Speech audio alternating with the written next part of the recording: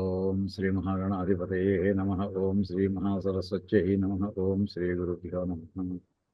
హరి ఓం. ఓం గణానాం త్వా గణపతిం హవామహే కవిం కవీనాముపమశ్రవస్తమం జ్యేష్ఠరాజం బ్రహ్మణాం బ్రహ్మణస్పత ఆనశృణ్వన్నోతిభిः సేద సాదనం. ఓం ప్రణో దేవీ సరస్వతి వాజేతిర్వాజినీవతి ధీనామవిక్రియవతు. ఓం శరదిందుసమాకారే పరబ్రహ్మస్వరూపిణి వాసరాపీఠనిలయే సరస్వతి నమోస్తుతే. ఓం వాగీషాద్యాస్వ మనసస్. అందరూ కూడా చెప్పండి, వాడు 100వ క్లాసు కదా.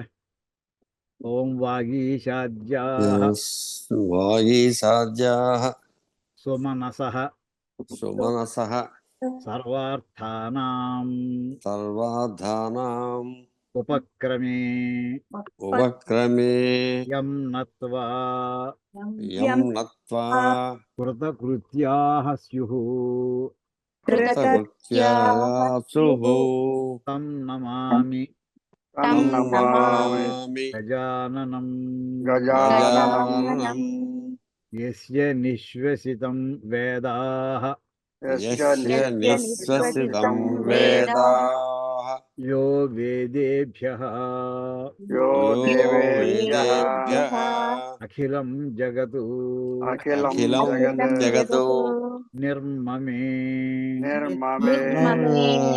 తమహం వందే తమహం వందే విద్యాతీర్థమహేశ్వరం విద్యాతీర్థమహేశ్వరం శాంతం శాంతం పద్మాసనస్థం పద్మాసనస్థం శశిధరమకుటం శశిధరమకుటం పంచవక్త్రం పంచవక్త్రం త్రినేత్రం నేత్రం స్థూలం వజ్రం చ ఖడ్గం స్థూలం వజ్రం చ ఖడ్గం పరశుమభయదం పరశుమభయదం షభాగే వహంతం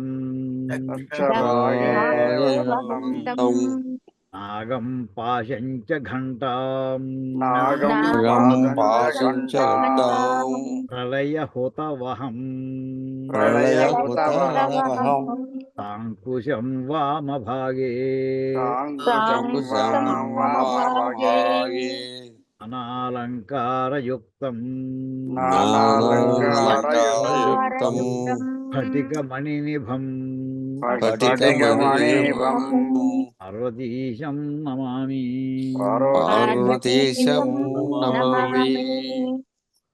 ఓం అథాత్మానకం శివాత్మం ఓం శ్రీరుద్రరూపిణి వంధ్యాయేతు శుద్ధ స్ఫటిక సంకాశం త్రినేత్రం పంచవక్త్రం దశభుజం సర్వాభరణభూషితం నీలగ్రీవం శ్రీనాగయజ్ఞోపవీతం నాగాభరణభూషితం వ్యాఘ్రచర్మాంబరం రక్షసూత్రధరం అభయవరకరం స్థూలహస్తం జటాధూరం శిఖాముధారిణం పురుషస్కంధసమారూఢమమాదేహార్థధారిణం అమృతేనాప్లుతం దివ్యభోగసమన్వితం దిగ్దేవతాసమాయుక్తం సురాసుర నమస్కృతం నిత్యం చ శాశ్వతం శుద్ధం ధ్రువమక్షరమవ్యయం సర్వవ్యాకరణం రుద్రం వై విశ్వరూపిణం దేవం ధ్యాద్విజ సమ్యక్ తతో యజనమారభేత్. ఓం గురుర్బ్రహ్మ గురుర్విష్ణుః గురుర్దేవో గురుర్దేవో మహేశ్వరః గురుస్సాక్షాత్ పరబ్రహ్మ తస్మై తస్మై శ్రీ శ్రీ గురవే నమః. నమః.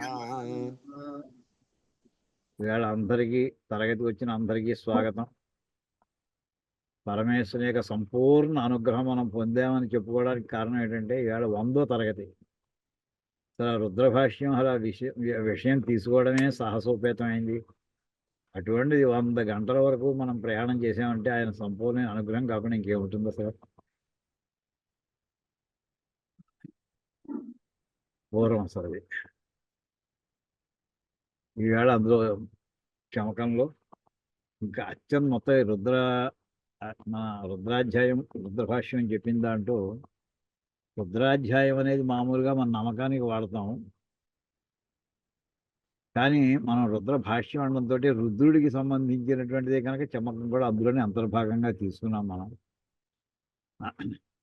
తీసుకుని ఇప్పుడు అందులో మనం శంచ మే మయశ్చ మే ప్రియంచ మేను కామశ్చ మే కామశ్చ మే సోమనసశ్చ మే భద్రంచ మే శ్రేయశ్చ మే వస్యశ్చ మే యశశ్చ మే భగశ్చ మే ద్రవిణంచ మే అంతవరకు చెప్పుకున్నామండి.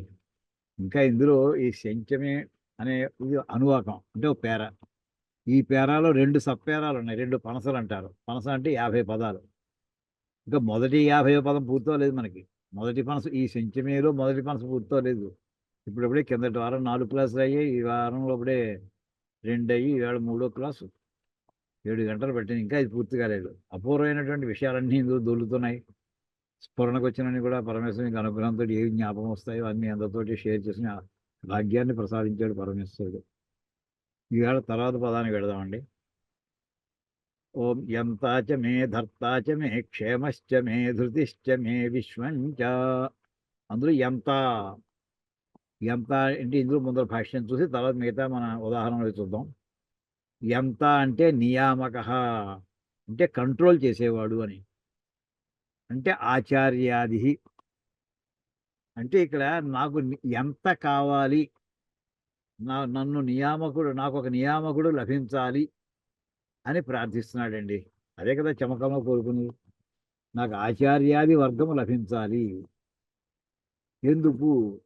ఇంకేదంటే నేను సరైన దారిలో ఉన్నాను, తప్పు దారిలో ఉన్నాను, అది నాకు తెలియదు. నేను అనుకున్నదా ఒక మార్గం ఎవరో చూసే నాకు వెళ్ళిపోతున్నాను. అది వెళ్ళేటటువంటి సరైన మార్గమా, రుజువు మార్గమా, లేకపోతే అది గోతులో పడతానా, ఒక పర్వతాన్ని అడ్డంగా ఏదైనా మనకి డెడ్ ఎండ్ ఏమైనా వస్తుందా మనకి తెలియదు, అనుభవజ్ఞులు ఉంటే తప్ప. అంచేత నా జీవితానికి ఒక లైఫ్ మనకి ఇండికేటర్స్, ఒక ఆయన గైడెన్స్ కావాలి అని ఆచార్యాది వర్గాన్ని కూడా ఇక్కడ నియామకుడైనటువంటి ఆచార్యుడిని, ఆచార్యుడు కావచ్చు, ఇంకా లేదా స్నేహితులు కావచ్చు, గురువులు కావచ్చు, సద్గురువులు కావచ్చు, ఎవరైనా కావచ్చు, నన్ను మాత్రం అంటే మనం ఎవరి మాటనైనా మనం లెక్క పెట్టకపోవచ్చు, కానీ జీవితంలో ఒక్కళ్ళ మాటనైనా లెక్క పెడదామని అని పెట్టుకుందామండి. ఎవరో ఒకడు, మన కుర్రాడు మాటైనా కావచ్చు, భార్య మాటైనా కావచ్చు, పిల్లలు ఏదో లేకపోతే ఇంక బంధువులు, ఎవరో ఒకరిని పెట్టుకోవాలండి. మనకంట మన అనుభవంలో తెలుస్తుంది. వాళ్ళు నిత్యము మన హితైషులే, మన హితాన్నే కోరుకుంటాడు. వాళ్ళకి అందులో స్వార్థం ఏం లేదు. మనం బాగుపడ్డా ఇంకో రకంగా వెళ్ళిపోతారు, వాళ్ళు ఏమి బాధపడరు. చెడిపోతుంటే బాధపడతారు, బాగుపడుతుంటే సంతోషించేటటువంటి వాళ్ళు మనకి తెలుస్తారని, వాళ్ళు తెలుస్తారు, అనుభవం మీకు తెలిసి వస్తారు. అయితే అందులో మనకి సలహా చెప్పేటటువంటి వాళ్ళు ఎవరినో కొంతమంది కావాలి. సరే అబ్బాయి, నువ్వు అంటే వాడు చనువు తీసుకుని నువ్వు తప్పు చేస్తున్నావు సుమా, ఇలా వెళ్ళకు, మనం వింటామా వినమా అది మన కర్మకు వదిలేస్తారు వాళ్ళు. కొంతమంది ఇంకా పట్టించుకుని వాడు వెంటబడి మన మార్గం రాంగ్ డైరెక్షన్లో డ్రైవ్ చేస్తుంటే, లేదు వెంటనే స్టీరింగ్ పట్టుకుని పడి వెనక్కి యూటర్న్ కూడా చేయించేటటువంటి మహానుభావులు దొరుకుతుంటారు. అలాంటి వాడు కావాలి అని కోరుకుంటున్నాడండి. చాలా అవసరం అది. ధర్త, ఎంతాచమే ధర్తాచమే. ధర్త అనే మాటకి అర్థం ఏంటంటే ధరించువాడు. భర్త అంటే భరించువాడు అని ఎలా అయితే అంటామో, ధర్త అంటే ధరించువాడు. ధర్మము ఇవన్నీ కూడా ధృ అనే పదంలోంచి, ధాతువులోంచి వస్తాయి. ఇక్కడ ధరించేవాడు అంటే పోషక, పిత్రాది, తండ్రి మొదలైనటువంటి అంటే మనం నిలబెట్టేవాడు. అదండి ధర్త అంటే మనం నిలబెట్టేవాడు, అంటే తండ్రి మొదలైనవాడు. తండ్రి అంటే మన పెంపుడు తండ్రి ఉన్నారు అనుకోండి, లేకపోతే ఎవరింటికో దత్తతకి ఇచ్చారనుకోండి, పెంపుడు తండ్రి ఉంటుంటారు, లేదా తాతగారి ఇంటూ ఉంటుండడం జరుగుతుంటాయి కొంతమంది పిల్లలకి. అలాంటి ఎవరైతే ఇతన్ని పోషించారో, ఆ పోషించినటువంటి వాడు అంటే తండ్రి, తాత, ముత్తాత, లేదా పక్క వాళ్ళ, అదంతా పెంపుడు తండ్రి ఇవన్నీ కాదు. భర్త అంటే అతని పేరు. ఎవరి పోషణలో మనం పెరిగామో చిన్నప్పుడు, అతని పేరు భర్త అవుతాడు. అది కావాలి నాకు, ఆయన కూడా నాకు కావాలి. ఇంకేదంటే ఎప్పటికప్పుడు నేను ఎప్పుడైనా ఇబ్బందులు పడితే నన్ను అర్జెంట్గా ఆదుకునేవాడు ఎవరుంటారు? ఎప్పుడు కూడా అలా 1000 కళ్ళతో చూసుకుంటూ ఉంటారు చిన్నప్పుడు. మనకి ఏం తెలుసునని, మనం ఎలా జీవించాలో మనకి ఏం తెలుసును? 2 ఏళ్ల వయసులో పడిపోతుంటే గమ్మున నెత్తి మీద మంచం ఏదో పక్కన ఉంటే దాన్ని కోళ్ళు పెట్టి ఆడుతూ ఉండేవాళ్ళం చిన్నప్పుడు. అది నెత్తి పడితే గాయం అవుతుంది. అలా ఎప్పటికప్పుడు 1000 కళ్ళతో కాపలా కాసుకుంటూ మన్ని ఎప్పుడో ఏ పూటకి వాళ్ళు తిన్నా తినకపోయినా మనకి పోషణ ఇచ్చేటటువంటి వాళ్ళు ఉండేవారండి. ఉంటారు, ఎప్పుడూ ఉంటారు. సృష్టి ధర్మం అది. అది మనుషులకే కాదు, సమస్త జీవరాశికి ఉంటుంది ఆ లక్షణం. అలాంటి నాకు పోషకుడైనటువంటి ఒక భర్త కూడా నన్ను పోషించేటటువంటి, నా పోషణను చూసుకునేటటువంటి ఒక మహానుభావుడు నాకు లభించాలి అని ఒక ప్రార్థన. ఇంకా నెక్స్ట్ క్షేమ, విద్యమాన ధనస్య రక్షణ శక్తి. ఇక్కడ యోగక్షేమములని 2 పదాలు వస్తాయి. మళ్ళీ తర్వాత మళ్ళీ ఉదాహరణ చెప్పుకుంటాము. క్షేమం అంటే విద్యమాన ధనస్య, మనకి కొంత డబ్బు సంపాదించాం. ఈ సంపాదించమని ఎక్కడ జాగ్రత్త చేయాలి? లాకర్లో పెట్టేయాలా, క్యాష్ పెట్టుకెళ్ళి భూమిలో పాత్ర వేయాలా, లేకపోతే షేర్లో పెట్టాలా, ఎవరికైనా అప్పు ఇవ్వాలా? అనేక మార్గాలు ఉన్నాయి ఈ డబ్బుని జాగ్రత్త చేసుకోవడానికి. అలాగా ఉన్నటువంటి డబ్బుని జాగ్రత్త చేసుకోవడాన్ని ఏమంటారంటే క్షేమము అని పేరండి. యోగం అనే మాట ఏమిటంటే అంటే సింపుల్గా చెప్పాలండి, యోగక్షేమాల్లో యోగం అంటే లేని ధనాన్ని సంపాదించుకోవడం, క్షేమం ఉన్నదాన్ని రక్షించుకోవడం. అదండి యోగక్షేమాలకి అక్కడ. అందుచేత క్షేమ విద్యమాన ధనస్య రక్షణ శక్తి. ఉన్నటువంటి తెలిసినటువంటి ధనం ఏదైతే నా దగ్గర ఉందని తెలుసు, దాన్ని రక్షించుకునేటువంటి శక్తిని కూడా ఇవ్వయ్యా. ధృతి ధైర్యం ఆపద్యపి నిశ్చలత్వం. మొన్న కింద ద్వారా హనుమంతుడి గురించి చెప్తాను అన్నాను, ఇక్కడ చెప్తాను ధృతి అనే మాటకి. ధృతి ధైర్యం. ఆ ధైర్యం ఎటువంటిది? ధైర్యం అంటే శత్రువు ఎదుగుకుండా ఉన్నంతసేపు యుద్ధం చేయడం లేదు, ఆపద వచ్చినప్పుడు కూడా చెలించకుండా ఉండడం, నిశ్చలత్వం. ఆపద వస్తుంది, ఆపద రానప్పుడు అంతా మంచివాడని అంత ఘనులమే. ఆపద ప్రమాదం వచ్చినప్పుడు వణికిపోతాం మనం. ఏం పర్వాలేదు తట్టుకుందాం. అందులో ప్రయత్న లోపం ఉండదు, కానీ ప్రయత్నం చేసే కంగారు పడిపోవద్దు. నిశ్చలత్వం అలాగే. తర్వాత విశ్వం. విశ్వం అనే మాట ఏమిటంటే సర్వజన ఆనుకూల్యం.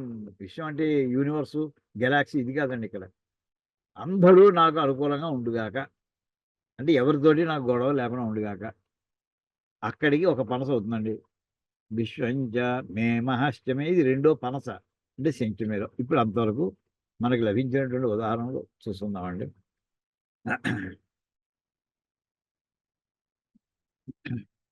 అందులో ఇందులో కూడా 2-3 పదాలు చూద్దామండి. మహః అనే మే మహశ్చమే సంవిచ్చమే.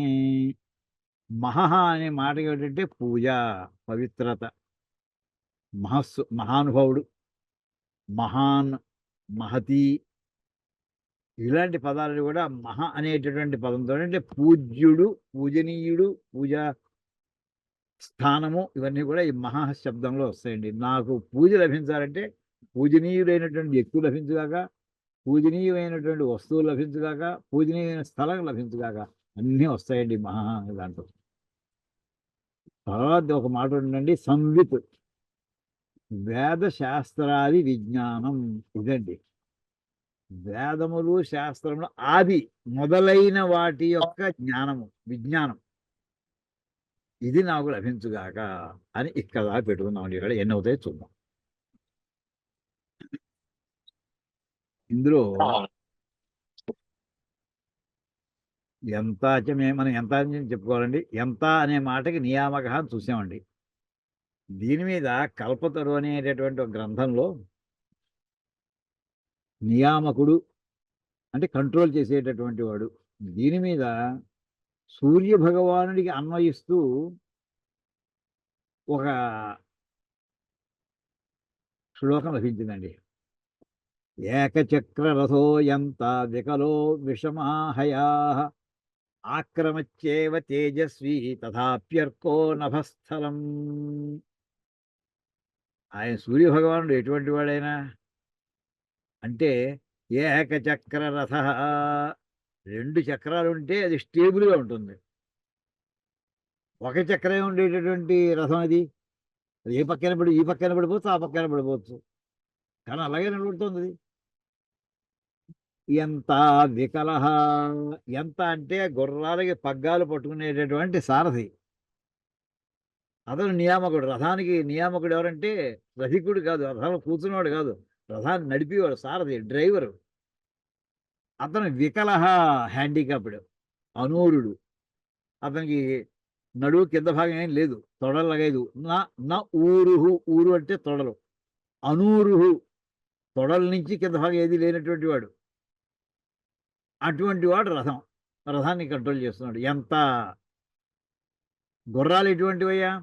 విషమాహయా, బేస్ సంఖ్యలో ఉండే గుర్రాలు, 7 గుర్రాలు. సప్తాశ్వరథమారూఢం అంటాం కదా. సామాన్యంగా 2 గుర్రాలతో అయితే ఆ 2 ఓ జంటగా అడుగులు వేసుకుంటూ వెళ్తాయి. విషమ స్థలంలో ఉంటుంది. ఏ అడుగు వేయాలి, దేన్ని ఫాలో అవ్వాలి?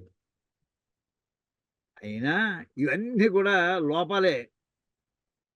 నిలబడడానికి ఆస్కారం కానటువంటి, కంట్రోల్ చేయడానికి వీల్లేనటువంటివి. యథేచ్ఛంగా పరిగెట్టేటటువంటి స్థితిలో కూడా రథంలో ఉన్నటువంటి అవయవాలన్నీ కూడా, భాగాలన్నీ కూడా ఆక్రమచ్చేవ తేజస్వీ తథాపి అర్కః నభస్థలం. తేజస్వి, మహా తేజోవంతుడైనటువంటి అర్కః సూర్యుడు, నభస్థలం ఆకాశ మార్గం అంతని కూడా ఆక్రమతి సంపూర్ణమైనటువంటి ఆక్రమణ చేస్తాడు, వ్యాపిస్తాడు. మీకు జ్ఞాపకం లేదు, మొన్ననే క్రమ అనే పదాన్ని చెప్పున్నాను. క్రమము అంటే అడుగు వేయుట అని. అంటే ఆయన ఆకాశం అంతా నడిచేస్తున్నాడు, ఈయన తిరిగేస్తున్నాడు రథం మీద కూర్చుని. ఎలాంటి రథం ఇది? ఎప్పుడైనా కూలిపోవచ్చు, మామూలు ఒకటే చక్రం, కానీ కూలదు.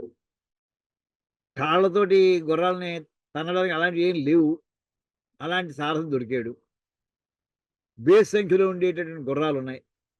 అక్కడ ఆక్రమచ్చేవ తేజస్వి తథాపి, ఇలా ఉన్నా, ఇన్ని ఇబ్బందులున్నా ఆయన సూర్యభగవానుడు తన పని తాను చక్కగా చేసుకోగలుగుతున్నాడు. దీనికే సతాం ఇక్కడ ఏమిటంటే, ఒక చోట సత్వే భవతి మహతాం నోపకరణే క్రియాసిద్ధి సత్వే భవతి మహతాం నోపకరణే. మహాత్ములకి వాళ్ళ లోపల ఉన్న ఇంట్రిన్సిక్ ఎనర్జీ వల్ల వాళ్ళ పనులు అవుతాయ్యా, వాళ్ళ సాధనాల వల్ల కాదు. నా ఉపకరణే, ఉపకరణం అంటే సాధనం, ఇన్స్ట్రుమెంట్స్, టూల్స్తో ప్రమేయం లేదు. క్రియాసిద్ధి సత్వే భవతి, వాళ్ళకి లోపల ఉండేటటువంటి ఆ పట్టుదల అనండి, బలం అనండి, ఎనర్జీ అనండి, డైరెక్షన్ అనండి, ప్లానింగ్ అనండి, మొత్తాన్ని కలిసి దాని పేరు సత్వం. అది దాంట్ని ఆధారపడుతుంది. అలా చెప్తూ మొత్తం ఈ శ్లోకంలో ఎంత అంటే, ఇక్కడ గుర్రాలను నియమించేటటువంటి వాడు సారథి అనే కండిషన్లో మనకి ఇక్కడ ఎంత అనే మాటను మనం చూడడం జరిగిందండి. అయితే మనకి విష్ణు సహస్రనామంలో కూడా ఇలాంటి పదం ఇంకోటి వచ్చిందండి, మీకు జ్ఞాపకం ఉందో లేదో. ధనుర్ధరో ధనుర్వేదో దండో దమయితా దమః అపరాజిత సర్వసహో నియంత నియమో యమః. అక్కడ నియంత అనే మాట ఒకటి లభిస్తోంది. ఎంతయే కాదు, నీ ఎంత అంటే నితాంతం ఎంత, నియంత ఇంకా చాలా గొప్ప, గ్రేట్ కంట్రోలర్. ఎంత అంటే కంట్రోలర్ అనుకుంటే, నియంత వెరీ గ్రేట్ కంట్రోలర్. ఇక్కడ భాష్యంలో శంకర్ని ఇందాక మనం చూస్తున్నాన్ని కూడా విద్యారణ్య స్వామివారి సోదరులు సాయినాచార్యులు వారు రాసిన భాష్యం మనం చూస్తున్నామండి. ఇక్కడ సాక్షాత్ శంకరుల యొక్క భాష్యం. వీరు ఏం రాశారు? సర్వాన్ స్వేషు స్వేషు కృత్యేషు వ్యవస్థాపయతీతి నియంత. నియామకుడు అంటే నియంత. అంటే నియంత అంటే మామూలుగా మనం డిక్టేటర్ అంటూ ఉంటామండి. అందరినీ కూడా ఎవరి పనులకి వాళ్ళకి ఉద్దేశించడానికి వాళ్ళ యోగ్యత ఉందో, వాళ్ళకి ఆ పని అప్పగించడం జరిగిందో, ఆ పనుల్లో వాళ్ళు కూర్చోబెట్టడం, వాడు చేస్తున్నారా లేదా సూపర్వైజ్ చేయడం. సర్వాన్ అంటే సమస్తమైనటువంటి జీవుల్ని, ఒకరిద్దరు మనుషులు కాదండి, 1,00,000-2,00,000 మంది ఎంప్లాయీస్ని కాదు, ఇన్ఫోసిస్ లేకపోతే ఇంకో IBM లాగా. సమస్త విశ్వంలో ఉండేటువంటి చరాచర జగత్తులో ఉండేటువంటి సమస్త జీవరాశిని కూడా స్వేషు స్వేషు కృత్యేషు, వారి పనులు. ఎందుకు కృత్యం అంటే చేయవలసిన పనులు, ఏదో పని కాదండి, ఇష్టం ఉన్నా లేకపోయినా. కృత్యం అంటే చేయవలసింది, అంటే నియమించబడిన పనులు. వాటి ఎందు వ్యవస్థాపయతి, వాళ్ళందరినీ కూడా వాళ్ళందరినీ అందులో నిలబెట్టి ఉంచుతాడు వాళ్ళని. అందుచేత నియంత అంటే ఇవన్నీ మొత్తం ఇది పదాలు. ఎంత అన్నా నీ అనే పదం ఏంటంటే అది ఉపసర్గ. నితాంతం అంటే ఇంకా చాలా ఎక్కువ. అంటే ఎంత అంటే చాలా కంట్రోలరు, నియంత అంటే ఇంకా గొప్ప కంట్రోలర్ అని. అలా ఆ పదం కూడా ఇక్కడ మనకు లభిస్తుందండి. నియంత ఎంత. తర్వాత అది ధర్తాచమే. ఈ ధర్త అనే పదం వేదంలో మొదటి కాండలో మనకి లభిస్తోందండి. మొదటి కాండలో 3వ పన్నంలో 14 అనువాకంలో లభిస్తోంది. ఓం అగ్నిర్హోత నిషసాదాయజీయానుపస్థే మాత్సురభావు లోకే యువా కవిఃపురనిష్ఠ అర్తావా ధర్త కృష్టీనా మొత మధ్య యుద్ధ అంటూ అక్కడ అంటే ఉదాహరణ మనకి ఉంటే బాగుంటుంది కదా అని తీసుకున్నాం అనమాట. ఇక్కడ ధర్త అంటే అర్థం ఏంటంటే ఇందాక చెప్పిన పోషకుడు. ఇక్కడ భాష్యం ఏం రాశారో చూద్దామండి. ఇక్కడ అగ్నిహోత్రుడి గురించి చెప్తూ ఆయన మనకి ధర్త కూడా. భాష్యం ఎలా చెప్పారో చూడండి, ఇక్కడ రాస్తారు. అగ్నిర్హోత అక్కడ చెప్పారు అగ్నిహోత దేవానాం ఆహ్వాత, దేవతలందరినీ ఆహ్వానించేవాడు. యజీయాన్ ఏమండి, యజీయాన్ అంటే మానుషాద్ హోతు అతిశయేన యష్ట. మామూలుగా యజ్ఞం చేసేటటువంటి వాళ్ళు, యజ్ఞం చేయించేవాడు కూడా మనుషుడే. కానీ అగ్నిదేవుట ఈ మానుషంలో ఉండేటటువంటి హోమాలు చేసే వాళ్ళందరికంటా కూడా ఇంకా గొప్ప హోమం చేసేటటువంటి వాడు. అంటే అది మొత్తం ఒక చోట రెండు చోట్ల ఆయన ఆయన అంటే అగ్ని అంటే అగ్నిహోత్రం కాదండి. అగ్ని అంటే పరమాత్మ అని అర్థం అండి. పరమాత్మ అన్ని రూపాల్లోనూ ఉంటాడు ఆయన. ఆయన అంటే మనం ఇప్పుడు కంపారిజన్ కనుక యజమానులతో చేస్తే గొప్ప యజమాని, యజ్ఞం చేయించే వాళ్ళతో చూస్తే గొప్పగా యజ్ఞం చేయించేటటువంటి హోత ఆయన. మానుషాత్ హోతు అవి అతిశయేన యష్ట, అంటే మనుష్య రూపంలో ఉండేటటువంటి హోతల కంట, హోత అంటే హోమం చేసేటటువంటి వాడు, వాళ్ళందరూ కూడా మించినటువంటి యజ్ఞం చేసేటటువంటి వాడికి లెక్క ఆయన. ఇంకా ఇటువంటి అగ్నిహోత్రుడు అక్కడ పరమాత్మ వర్ణిస్తున్నాడండి. అంటే యజ్ఞంలో ఉండే అగ్నిహోత్రుడిని ఇక్కడ ఆయన ఇందులో ప్రశస్తి అంతా చేస్తున్నారు కదా, ప్రశస్తి. ఇంకా ఎటువంటి యువా నిత్య తరుణ, అగ్నిహోత్రుడు నిత్య తరుణుడు అండి. ఎలాగా అంటే ఓ యజ్ఞం ప్రారంభించామనుకోండి, యజ్ఞం ఏదైనా చూస్తే ఒక కార్యక్రమం ప్రారంభిస్తే ప్రారంభ సమయాన్ని అది మన బాల్యం లాంటిది. ఓ 4 గంటల ఓ 4 రోజుల కార్యక్రమం అనుకోండి, మొదటి రోజు నీ ప్రారంభం ఉంటుంది, చివరి రోజు నీ ఎండింగ్ ఉంటుంది. మధ్య రోజు మన వయస్సులోకి మొట్టమొదటి రోజున పుట్టుక, చివరి రోజుని మన అంతం ఎలా చూస్తామో అలాగే ఇక్కడ కూడా యజ్ఞాలు కూడా ప్రారంభము అంటే బాల్యావస్థ అనమాట. చివరికి వచ్చేప్పటికి అంత్యావస్థ అవుతుంది, మధ్యలో మధ్య వయస్సు. ఈయన ఎప్పుడు ఇక్కడ యజ్ఞం అవుతుంది, ఇంకోటి రేపు స్టార్ట్ చేయొచ్చు, మళ్ళీ అక్కడ తరుణుడే, మళ్ళీ వయసులో ఉన్నవాడే, మళ్ళీ ఇంకొక ఆయన చేస్తుంటాడు ఇంకో చోట, ఆయన మళ్ళీ ఎప్పుడు చూసినా సరే అగ్నిహోత్రి ఏదో రూపంలో ఎక్కడో అక్కడ ఆయన తరుణ వయసులోనే ఉంటున్నట్టు లెక్కటండి. యువా అంటే నిత్య యువకుడు, నిత్య తరుణుడు. ఇంకా ఎటుంటాడు కవిహి, అగ్నిహోత్రుడి కవి అని పేరుందండి. మేధావి, మేధావి అంటే నిన్నే చెప్పుకున్నామండి. బహుగ్రంథ ధారణ సామర్థ్య అని శంకర్లు రాశారు. చాలా గ్రంథాల్లో ఉన్న విషయాల్ని ధారణ చేసి అంటే జ్ఞాపకం ఉంచుకొని మళ్ళీ వాటిని రిట్రీవ్ చేసేటటువంటి కెపాసిటీ ఉన్నాడు మేధావి అంటారు. అది శంకర్లకు చెల్లుతుంది. ఇంకేదంటే ఎన్ని వందల గ్రంథాల్లోంచి ఎన్ని వేల వేల వాక్యాలు టక్కున రిఫరెన్స్ ఇచ్చేస్తుంటారండి వారు. అయితే నిన్న మనం చదివిన దాంట్లో మనకి మేధా సూక్తం చెప్పుకున్నామండి నిన్న. సరస్వతి సూక్తం, అసలు ఆ సూక్తం పేరు మేధా సూక్తం. మనకి త్రిసువర్ణంలో చివరిన వచ్చింది మేధాదేవి జుషమాన అని చెప్పుకున్నాం కదా, అది మేధా సూక్తం ఉంటారు.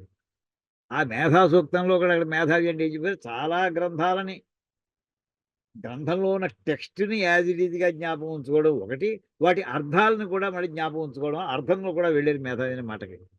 ఇక్కడ అగ్నిహోత్రుడు అంటే తెలివితేటలకి ప్రసిద్ధులు ఎవరంటే అగ్నిహోత్రుడు అండి. అంటే మన బృహస్పతి వీళ్ళంతా ఉన్నారు. మనకి భారతులు అనే మాట, భారతదేశం అనే పేరు ఎలా వచ్చిందో కూడా చూడండి. అగ్నిమిచ్చధ్వం భారత, మనకి అరుణం అని మన వేదంలో ఆరణ్యకంలో వచ్చే మొట్టమొదటి పన్నం, దాని పేరు అరుణం. అంటే సూర్య భగవాను ఉపాసన చేసుకోవడానికి అరుణ పారాయణ చేస్తుంటారు. అందులో వచ్చేది అగ్నిమిచ్చధ్వం భారత. భారత అంటే భారతీయులు అనేస్తామని కాదండి. భా అంటే కాంతి, రథాహ ఆ కాంతి యందు అభిమానం కలవాళ్ళు, ఇష్టం కలవాళ్ళు. అంటే కాంతి అంటే నాలెడ్జ్ అని అర్థం. నాలెడ్జ్ యందు ఇష్టము కలిగినటువంటి వాళ్ళు, వాళ్ళు భారతులు, వాళ్ళు భారతీయులు. అంటే అంటే ఒక స్పార్క్, కొత్త కొత్త ఆలోచనలు, ఇవన్నీ ఇంక అక్కడి నుంచి జ్ఞానము అంటే జ్ఞానమునందు నిష్ఠ కలిగిన వాళ్ళు, వాళ్ళు భారతీయులు అనే పదాలకు అర్థం ఉంటుంది అసలు. ఆ స్పార్క్ అనే మాటకి ఎవరు వస్తున్నాడు, అగ్నిహోత్రుడే వస్తుంది, ఎలక్ట్రిసిటీ వస్తుంది. అందుచేత ఇతను అగ్నిహోత్రుడు డైరెక్ట్గా అతను వర్ణిస్తున్నారు కనుక అతను మేధావి. ఆలోచన కొత్త కొత్త శుభప్రదమైన ఆలోచనలు అన్నిటి కూడా నిధి అతను. తర్వాత మనకి అలా ఋగ్వేదం ప్రారంభమే అగ్నిమీళే పురోహితం. ఆ మొట్టమొదటి శబ్దమే అగ్ని అనే శబ్దంతో ప్రారంభమవుతుందండి. ఇది మనం చెప్పుకున్నామండి. ఇందులో మన అగ్నా విష్ణు చమకం ప్రారంభంలో మొట్టమొదటి పదమే అగ్నా విష్ణు, అగ్ని అని అక్కడ చెప్పుకున్నామండి. అక్కడ ఆ పదాలన్నీ కూడా మనం వివరణ చెప్పుకున్నాం. తర్వాత పురునిష్ఠ, పురుషు బహుషు గార్హపత్యాది స్థానేషు స్థిత. అనేకమైనటువంటి ఈ యజ్ఞాలు చేసే చోట త్రేతాగ్నులు ఉండాలండి. మామూలుగా మనకి లౌకిక అగ్ని అంటే ఆధానం, అగ్ని ఆధానము చేయకపోతే అదొక క్రతువు. అది ఆధానం చేసిన తర్వాత దీక్షితులు అవుతాడు అతను. ఆ అగ్ని దీక్ష తీసుకోకపోతే సామాన్యంగా అవధానంలో అవుతారు. ఇతను అప్పుడు మామూలుగా మనకి ఆబ్జిగాలు పెట్టేప్పుడు కానీ మాసిగాలు పెట్టేప్పుడు కానీ లౌకిక అగ్నితోటి మన చేయించేస్తారు. కానీ యజ్ఞం చేసినటువంటి వాడికి అగ్ని ఆధారం అనేటటువంటి ఆ క్రియను చేయడం వల్ల అతనికి త్రేతాగ్ని 3 అగ్నులు సిద్ధిస్తాయండి. ఒకటి ఆహవనీయాగ్ని, 2 గార్హపత్యాగ్ని, 3 దక్షిణాగ్ని. ఈ 3 అగ్నిహోత్రాలతో అగ్నిహోత్రాల గదిని మామూలుగా కట్టేసుకుంటుంటారు 5 అగ్నులు అందరూ కూడా. అలాగా గార్హపత్యాది స్థానేషు స్థితః అంటే 3 అగ్నులకి వాటి స్థానాలు కూడా నిర్ణయించబడేవాడు. తూర్పు వైపు నోటి, పశ్చిమ వైపు నోటి, దక్షిణ వైపు నోటి 3 ఉంటాయి. అలాగా పురు నిష్ఠః అంటే నిష్ఠ అంటే ఎక్కడ ఉండాలో అక్కడ ఉండడాన్ని నిష్ఠ అంటాం. ఏమండి? పురు నిష్ఠః పురుషు బహుషు గార్హపత్యాది స్థానేషు స్థితః. అంతేకాకుండా అర్తావా ధర్త అర్తావా అంటే సత్యవాన్. సత్యవాన్ సత్యము అనే మాటకి అంటే అగ్నిహోత్రం నిజం నిప్పు లాంటిది అంటాం. నిజం అనే మాట వాక్యానికి అది నిప్పు లాంటిది. ఈ మాటే మన కిందసారి కూడా మనం సుందరకాండలో ఉదాహరణ చెప్పుకున్నాం. సీతాదేవి జ్ఞాపకం ఉందా? హనుమంతుడు చెట్టు మీద రామకథ చెప్పిన వెంటనే ఈవిడ అగ్నిహోత్రుని స్మరించుకుందండి. అంటే ఆ అగ్నిహోత్రుడు ప్రత్యేకించి సత్యవక్తుడని. అందుచేత ఆ అగ్నిహోత్రుడు సత్యం అవ్వాలి. అంటే రామకథ సత్యం అవుగాక, అంటే ఈ పైనుంచి మాట్లాడుతున్నటువంటి వాడు రామదూతయే అవుగాక అని ముందర ఆవిడ అగ్నిహోత్రుని స్మరించుకుందండి అక్కడ. అర్తావా సత్యవాన్ ధర్త అనే మాట కృష్టి ధర్త కృష్టీనాం అంటే మనుష్యానాం పోషక. ఈ అగ్నిహోత్రుడు మనుష్యులకి పోషకుడు. అంటే మన యొక్క పోషణ బాధ్యతను వహించిన వాడు. లౌకికాగ్ని కావచ్చు, వైదికాగ్ని కావచ్చు, ఏదైనా సరే. ఇవాళ మన ఇంట్లో స్టవ్ లేకపోతే కుటుంబం గడవదు. టిఫిన్ చేసుకోవాలన్నా, భోజనం లంచ్ చేసుకోవాలన్నా, డిన్నర్ కావాలన్నా ఏదైనా అగ్నిహోత్రం ఉండవలసిందే. ఆటోమేటిక్‌గా తయారవ్వవు. అలాగా మన యొక్క ఆహారపు అవసరాలన్నీ కూడా తీరుస్తూ మనకి పోషణ చేస్తున్నాడు ఎవరంటే అగ్నిహోత్రుడు. అంచేత అతనికి ధర్త అనే పేరు కూడా ఉందిటండి. ఇంకా దాంతో అంతవరకు వచ్చాం కనుక నెక్స్ట్ అంటే పోషక అని ఇందాక అక్కడ మామూలు ఏ పోషకుడైనా సరే పెంపుడు తండ్రా, ఇంకో తండ్రా అదేనా అనుకున్నాము. అంతేగా అగ్నిహోత్రుడు కూడా మనకి పోషకుడే. అలాగే మిగతా దేవతలు కూడా వాయువు కూడా. ఇప్పుడు అపిచ మధ్యే మనుష్యానాం ఉదరే యుద్ధః జాఠరాగ్ని రూపేణ దీప్తః. ఈయన ఎక్కడెక్కడో ఉంటాడు. మామూలుగా ఇందాక చెప్పిన 3 అగ్నిహోత్ర స్థానాలు అంతేకాదు 4వది మన కడుపులోనే ఉంటాడు. అహం వైశ్వానరో భూత్వా ప్రాణినాం దేహమాశ్రితః. మనకు భగవద్గీతలో వాక్యం అండి. నేను వైశ్వానర రూపంలో ప్రతి జీవి యొక్క ఉదరంలోనూ ఉంటానయ్యా. ఉంటూ వంట చేసి పెడుతుంటాను వాళ్ళకి. తినేసి వాడు ఇష్టం వచ్చినట్టు తినేస్తుంటారు. జామకాయలు తింటారు, ఇంకోటి తింటారు. ఏదో అర్థం దానికి ఒక టైము పాడు లేకుండా తినేస్తుంటారు. బర్గర్స్ తింటారు. ఏం తిన్నా సరే మొత్తం వాటన్నింటి వాటిని కరిగించడం, అరిగించడం చేసి వాడి జీవితానికి ఉపయోగించేట్లా చేయడానికి ట్రై చేస్తుంటాను నేను. అలాగా ఇక్కడ అపిచ మధ్యే, మధ్యే అంటే ఏంటంటే మనుష్యానాం ఉదరే మనుష్యుల యొక్క ఉదరమునందు యుద్ధః జాఠరాగ్ని రూపేణ జఠరాగ్ని రూపంలో దీప్తః ప్రకాశిస్తూ ఉంటానయ్యా. అంటే ఈ మొత్తం వాక్యం అంతా చెప్పాను. మనకు కావాల్సిన ఇందులో ముఖ్యమైనది ధర్త అయినా కానీ వాక్యం తీస్తున్నాం కదా అని అగ్నిహోత్రుడు ఉండేటటువంటి విశేషణాలను కూడా మనం ఇక్కడ స్మరించుకోవడం జరిగిందండి. ఆ రకంగా ఎంత ధర్త 2 పదాలు అయ్యాయండి. ఇంకా క్షేమ అంటే ఎంతాచమే ధర్తాచమే క్షేమశ్చమే. ఈ క్షేమ అనే పదం మనకి చాలా ఫేమస్. ఎక్కడండి? యోగక్షేమం వహామ్యహం. ఎల్ఐసి వాడు వాడేసారు దీన్ని, వాడు కాపీ కొట్టేశారు దీన్ని. ఈ శ్లోకం ఎక్కడదండి? భగవద్గీతలో 9వ అధ్యాయంలో 22వ శ్లోకం ఇది. ఓం అనన్యాశ్చింతయంతో మాం ఏ జనాః పర్యుపాసతే తేషాం నిత్యాభియుక్తానాం యోగక్షేమం వహామ్యహం. ఇప్పుడు ఇందాక అక్కడ క్షేమం అంటే తెలిసినటువంటి ధనాన్ని రక్షించుకోవడం. ఇక్కడ అలాంటి అర్థం రాస్తారు. చూద్దామండి. శ్లోకం అంతగా చూద్దాం. ఏ పునః నిష్కామాః సమ్యక్ దర్శినః అంటే సమ్యక్ దర్శన అంటే ఆత్మజ్ఞానులైనటువంటి వాళ్ళు, ఏ కోరికలు లేనటువంటి వాళ్ళు ఉన్నటువంటి వాళ్ళు గనక వాళ్ళ సంగతి ఎవరేవాళ్ళు ఎప్పుడు నీ గురించే తపన చేసుకోవాలంటే వాళ్ళకి మధ్యాహ్నం ఆకలిస్తే వాడు అప్పుడు వెళ్ళి బయలుదేరితే ఎవడు పెడతాడే వాడు. మధ్యాహ్నం ఏ 3ంటికో జ్ఞాపకం వచ్చిందనుకోండి, ఆ సమాధి స్థితిలో కూర్చున్నాడు 3ంటికో 3:30కో మెలకు వచ్చింది మధ్యాహ్నం. అప్పుడు భిక్ష ఎడితే ఎవరింటో ఖాళీ ఉంటే ఎవరింటో వేస్తారు. అందరూ భోజనాలు అయిపోయి పడుకునే టైం అది. లేదయ్యా అలాగనే ఉంటే నేను వాళ్ళ సంగతి నేను చూసుకుంటాను కదా అంటున్నాడండి. వాగ్దానం. ఇది కృష్ణ పరమాత్మ అంటే పరమాత్మే, కృష్ణ పరమాత్మ కూడా పరమాత్మే ఈ విశ్వానికి రాసిచ్చినటువంటి ఒక ప్రామిసరీ నోట్ అండి ఇది. ఇది ఆయన రాసిచ్చినటువంటి ఒక వాగ్దానం, చేసినటువంటి వాగ్దానం. ఆ వాగ్దానం అసత్యం అవదు. అనన్యాశ్చింతయంత అనన్యా అబృధద్భూతా పరం దేవం నారాయణం ఆత్మత్వేన గతా సంత అంటే చింతయంత అంటే ఇక్కడ అనన్యము అంటే అన్యము అంటే ఇంకోటి. మనకి పూజలో కూర్చున్నప్పుడే మొత్తం ఊళ్ళో విషయాలన్నీ జ్ఞాపకం వస్తాయండి. అప్పుడే కేశవాయ స్వాహ అన్నామో టక్కున వెంటనే ఫోన్ కాల్ రావడం, రాకపోయినా ఎవడో ఫోన్ చేస్తాడేమో ఆలోచన రావడం, లేదా ఫోన్ లెక్క మిగతా విషయాలు మనకి జ్ఞాపకం రావడం, ఇవన్నీ జరుగుతూ ఉంటాయండి. అవన్నీ కూడా అన్యాహ చింతయంత మిగతా విషయాలు జ్ఞాపకం వస్తుంటాయి, ఆలోచన చేస్తుంటాం. అనన్యాహ ఇంకా మిగతావి ఏదీ లేకుండా ఎవరిని చింత మాం చింతయంత నన్నే ఎవరైతే జ్ఞాపకం చేసుకుంటూ ఉంటారో మిగతా ఇంకే విషయం వాళ్ళ స్ఫురణలో కూడా రాదు. మాం చింతయంత మాట వస్తుంది. అనన్యా అంటే అపృథగ్భూత ఇంకా తనకంటే వేరుగా లేరు, పరమాత్మ కంటే భిన్నంగా లేదు, వాళ్ళ మనసు ఎక్కడికి పోలేదు. పరం దేవం నారాయణం ఆత్మత్వేన గత వాళ్ళే నారాయణుడే తాను ఆత్మ అనుకుని అందులోనే సంత అందులోనే ఉంటూ చింతయంత మాం ఏ జనా సన్యాసిన పర్యుపాసతే ఏ సన్యాసులైతే అలా ఉపాసన చేస్తారు. పర్యుపాసతే ఉపాసన అనొచ్చు కదా, కాదండి, ఇంకా బాగా చాలా చాలా స్ట్రింజెంట్గా ఉపాసన చేస్తారు, చాలా తీవ్రంగా చేస్తారు, హై ఇంటెన్సిటీతో చేస్తారు. తేషాం పరమార్థ దర్శనం నిత్య అభియుక్తానం వాడు కాసేపా 2 గంట 2 గంటల అలాగే అతుక్కుని కూర్చున్నారు ఆయనతోటి. పరమార్థ దర్శనం చాలా గొప్పదైనటువంటి ఆ ఆత్మానుభూతిని వాడు దర్శిస్తున్నటువంటి నిత్య అభియుక్తానం శాశ్వతంగా అతుక్కుని కూర్చున్నారు వాడు.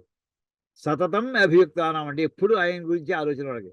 అలాంటి వాళ్ళ యొక్క యోగక్షేమం ఇక్కడ యోగ అంటే ఏమిటి, క్షేమ అంటే 2 పదాలుగా అర్థం వస్తుందండి.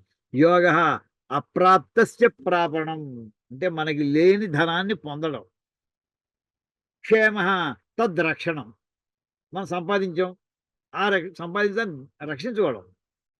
అలాగా ఈ యోగక్షేమాలని పదంలో మనకి ఇక్కడ మనకి ఇందులో క్షేమశ్చమే ఎంతాచమే ధర్తాచమే క్షేమశ్చమే అనే మాటకి మనకి భగవద్గీత ఎక్కడికి వెళ్ళినా ఒకటే అర్థం చెప్తారండి. మన మీ యోగక్షేమాలు తెలుపగోరిక అంటే మామూలుగా మన కులాసాగా కుశలంగా ఇంట్లో అంతా బాగున్నారా, ఉభయ కుశలోపరి ఈ వాక్యాలను పూర్వం ఉత్తరాల్లో రాస్తున్నాను. ఇప్పుడు ఆ ఉత్తరాలు రాయడం పోయింది, విషయాలు ఈ హాయి అంటున్నాం అందరం ఏమండి. అప్పుడు అందులో అర్థం ఏంటంటే 2 అంతరార్థం, డబ్బులు బాగానే సంపాదించుకుంటున్నావు కదా, సంపాదించిన డబ్బులు బాగా జాగ్రత్త చేసుకుంటున్నావు కదా అని 2 అర్థాలు కూడా వస్తాయండి యోగక్షేమాలని తెలుస్తూ ఉంటాను. అలాగా ఇక్కడ తద్రక్షణం తద్ ఉభయం అహం ప్రాపయామి వాళ్ళకి నేను ఇవన్నీ కూడా నేను పొందిస్తూ ఉంటాను వాళ్ళకి అంటూ ఇక్కడ మనకి క్షేమ అనే పదానికి ఒక ఉదాహరణ తీసుకున్నాం. తర్వాత ధృతిష్టమే ఇక్కడ హనుమంతుడు వస్తాడండి. ధృతి అంటే పట్టుదల, టెనాసిటీ అండి, ధైర్యం. ఆ మాట చూడండి మనకి సుందరకాండలో మొదటి సర్గలో 201వ శ్లోకంలో ఆ పదం దొరుకుతుంది. ధృతిర్దృష్టిర్మతిర్దాక్ష్యం స్వకర్మసు నసీదతి సతై సంభావిత పూజ్య ప్రతిపన్న ప్రయోజన జగామాకాశమావిశ్య పన్నగాశనవత్కపి. దీని ముందర చూడండి 199 పైనుంచి. భూతాన్యాకాశచారీణి తమోజు ప్లవగోత్తమం భీమమధ్య కృతం కర్మ మహత్సత్వం తయా హతం సాధయార్థం అభిప్రేతం అరిష్టం ప్లవతాం వరః యస్య త్వేతాని చత్వారి వానరేంద్ర యథా తవ. ఇక్కడ సందర్భం ఏంటంటే మొదటి సర్గలో హనుమంతు చేసినటువంటి వీరకృత్యాలన్నీ కూడా చూసుకుంటే మొట్టమొదటిది శరీరాన్ని విపరీతంగా పెంచాడు ఆయన. సముద్రం మీద ఇంక ఎగరడే ఆలస్యం మొట్టమొదటి అక్కడ ఒక పెద్ద ప్రకటన చేశాడు.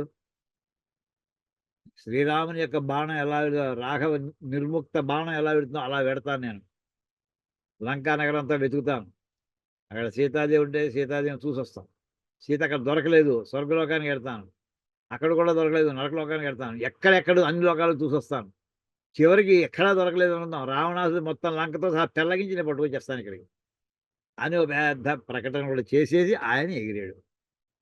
ఆ ఎగిరింది అందులో ఆయనకి ఒక్కొక్కటే ఆ ఎగరడమే పెద్ద సాహసకృత్యం. రెండోది దాని తర్వాత ఏంటంటే సముద్రం వెళ్తే మైనాకుడు ఎదురయ్యాడు. మైనాకుడు దాని తర్వాత ఏమో నాగమాత, నాగమాత తర్వాత మనకు వచ్చినటువంటి ఈ సింహిక. రాక్షసి. ఏమండి? అది దాన్ని చంపాడు. ఆ ఒక్కొక్క ఘట్టం మామూలు ఘట్టాలు కాదు ఇవి. అందులో మనం వివరంగా వెళ్ళట్లేదు అనుకోండి. ఆ సింహికను కూడా చంపిన తర్వాత అప్పుడు ఆ ఆకాశంలో ఉండేటటువంటి భూతాని ఆకాశచారిణి, ఆకాశంలో చరించేటటువంటి తిరిగేటటువంటి జీవులు. అంటే ఎవరో మనకి ఈ ఆకాశం తిరిగేటటువంటి దేవతాగణాలు ఉన్నారు. కిన్నరులు, కింపురుషులు ఇలాంటి వాళ్ళందరూ కూడా. వాళ్ళందరూ ప్లవగోత్తమం ఎగరడంలో చాలా గొప్పవాడైనటువంటి హనుమంతుడిని, అంటే ఇప్పుడు ఎగురుతున్నటువంటి సందర్భం ఆయన అక్కడ వెళ్ళిపోతున్నాడు ఇప్పుడే. మిగతా అనేక మారుతి ఏదో పేరు పెట్టడం లేదండి. ఎంత చక్కటి పదం వాడతాడో వాల్మీకి మహర్షి. ఆయన్నప్పుడు వెంటనే వాళ్ళు శ్లాఘిస్తూ ఉన్నారు. భీమం అద్య కృతం కర్మ మహత్ సత్వం తయాహతం.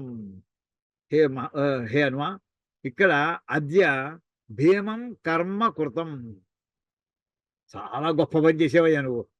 దీన్ని అసలు చంపినవాడు ఎవడో పుడతాడా అనుకుని మేము. అది ఛాయని బట్టి, నీడని బట్టి, ఛాయాగ్రాహి నీడని బట్టి వస్తువుని ఆపేస్తుంది అసలు ఆ రాక్షసి. ఎంతమందిని తినేసిందో ఇప్పటికీ. పొరపాటున ఆ రోడ్లు ఆకాశంలో వెళ్ళామంటే, ఆకాశంలో కూడా రోడ్లు ఉంటాయండి. ఆకాశ వీధులు అంటారు. ఆకాశ వీధులు అంటే పాటలు కాదు ఇందులో. ఐరావతి వీధని ఏమండి, తర్వాత రకరకాల వీధులు ఉన్నాయి అక్కడ. అంటే ఆ రూట్లో నక్షత్ర మండలాల మధ్యలో అక్కడ ఉండేవాటిని.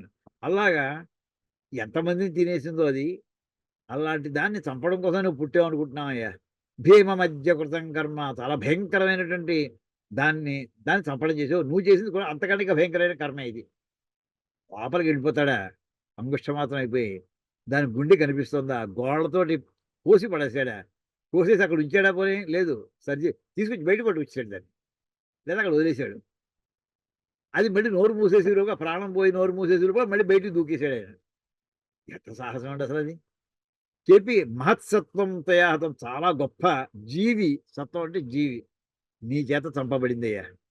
ఇప్పుడు నువ్వేం చేస్తావంటే సాధయ అర్థం అభిప్రేతం అరిష్టం ప్లవిత. మొన్న మనం చెప్పుకున్నామండి పుణ్యవాచనంలో అరిష్టం అనే పదానికి. అరిష్టం అంటే మామూలుగా అక్షయం అరిష్టం చాస్తు అని అక్కడ శుభం అని చెప్పుకున్నాం. పురిటిలు అంటే శుభం అని. ఇక్కడ చెప్తున్నారండి ఈ దేవతాగణాలు చెప్తున్నారు. అభిప్రేతం, నువ్వు కోరుకున్నటువంటి అంటే మనోభీష్ట ప్రాప్తి రస్తూ ఉంటాం. నీ ఏ కోరికలున్నా ఆ కోరిక తీరుగాక మనోరథ ఫలప్రాప్తి రస్తూ ఉంటుంటాం. అభిప్రేతం, నీకు ఇష్టమైనది ఏదైతే ఉందో అర్థం. అభిప్రేతం అర్థం సాధయ. సాధయ ప్లస్ అర్థం సాధయార్థం. అర్థం అంటే థా అండి. తాథ దార్థానాల్లో ఇది రెండోదే తప్ప నాలుగోది కాదు. అర్థం అంటే 4 అక్షరం చేసుకుంటే సగం పని చేసుకురామని అర్థం వస్తుంది. లేదు, మొత్తం పూర్తి పని చేసుకురా. నీ ఏ పని చేద్దామని బయలుదేరావు ఆ పని పూర్తిగా సాధించుకుంటురా. అరిష్టం ప్లవతాం వర, శుభం అవుగాక నీకు. యస్యతు ఏతాని చత్వారి, ఈ నీకు ఏ 4 లక్షణాలు అయితే ఉంటాయో ఈ 4 లక్షణాలు యస్యత్, ఎవరికైతే ఈ కింద చెప్పబోయేటటువంటి ఏతాని చత్వారి ఈ 4 లక్షణాలు ఉంటాయో, వానరేంద్ర యథా తవ, నువ్వు ఎలా అయితే అన్ని పనులు సాధించుకోవడానికి శక్తి సామర్థ్యాలు ఉన్నాయో అలాగా వాళ్ళు కూడా వాళ్ళ అభీప్సితమైనటువంటి పనులన్నీ కూడా సాధించుకోగలుగుతారయ్యా అంటూ హనుమంతుడికి ఉండేటటువంటి విశిష్ట లక్షణాలను చెప్పడం జరిగిందండి. ఏమేమిటవి? ధృతి, దృష్టి, మతి, దాక్ష్యం, స్వకర్మసు రసీదతి. ఈ 4 ఎవరికైతే యస్యతు ఏతాని చత్వారి, ఎవరికైతే 4 ఉంటాయో వాళ్ళకి స్వకర్మసు నసీదతి, వాళ్ళ పనులు చెడిపోవు, వాళ్ళ పనుల్లో అతను ఇబ్బంది పడిపోడు ఆ చేసేవాడు. ఏమేమిటవి? ధృతి ఒకటి, రెండోది దృష్టి, మూడోది మతి, నాలుగోది దాక్ష్యం. ఆ సంధులతోటి మనకి దృష్టిర్ మతిర్ దాక్ష్యం. ధృతి అంటే పట్టుదల అండి, చేసి తీరాలి. టెనాసిటీ, ఓ గంట సేపు వెతికేసి నాకు కనపడలేదు, ఓ రౌండ్ వేసాం, ఇంకో 2వ రౌండ్ వేద్దాం వేసి ఊరుకుని తిరిగి వచ్చేసాడా?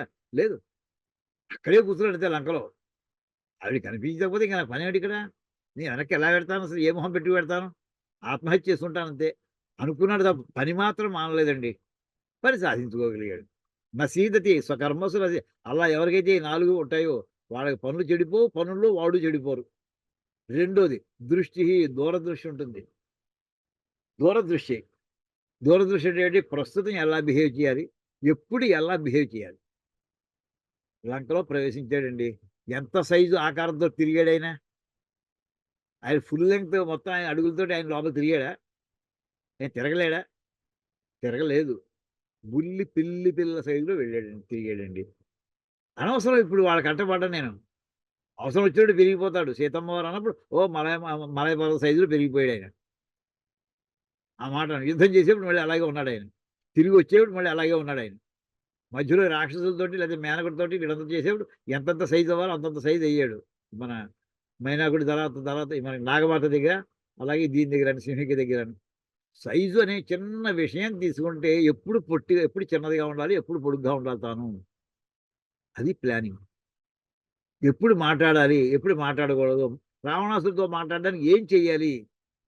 అశోకవనాన్ని పాడు చేస్తేనే రావణాసుడితో మాట్లాడడం కుదురుతుంది. అందుకోసం ఆ లంక ప్రారంభించాడండి. ఇవన్నీ ప్లానింగ్. అయితే మతి అనే దృష్టి అంటే దీర్ఘదర్శిత్వం, లాంగ్ టర్మ్ విజన్ అనమాట. అలాగే మతిహి, దాంట్లో ఎలాంటి ఆలోచన చేస్తుంది ఎప్పటికప్పుడు.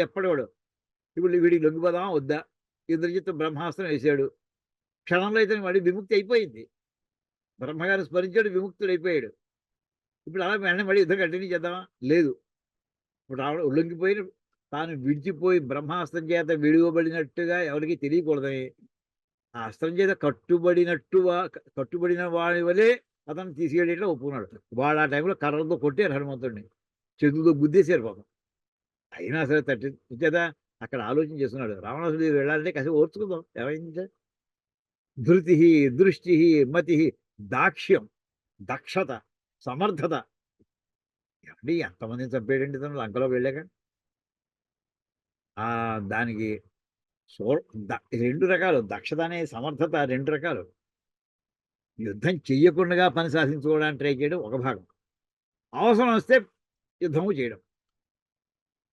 ఆ లంకిని కస్తం నువ్వు ఎవరవయ్యా చెప్పు ముందర గట్టిగా గదమాయిస్తూ అడిగింది.